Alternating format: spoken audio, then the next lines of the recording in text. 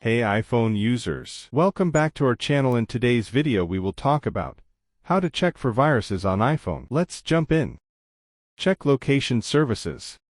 Open the Settings app on your iPhone, then tap on Privacy. First, we'll see which apps have access to your location. Here, you'll see a list of all the apps that can access your location. Review the list carefully. Are there any apps that seem suspicious or don't really need location access? If so, you can turn them off by tapping Never.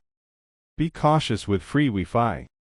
Public Wi-Fi networks can be convenient, but they might not be as secure as your home network. This means it's a good idea to avoid doing things like online banking or checking financial accounts while connected to free Wi-Fi. Keep your iPhone updated. Your iPhone gets security updates regularly. These updates help patch vulnerabilities that hackers might try to exploit. Updating your iPhone is easy. Just go to Settings, then tap on General and finally, tap on Software Update. If an update is available, you'll see it there, and you can install it with a tap. If you found this video helpful, consider giving it a thumbs up, sharing it with your friends, and subscribing for more iPhone tips and tricks. Thanks for watching.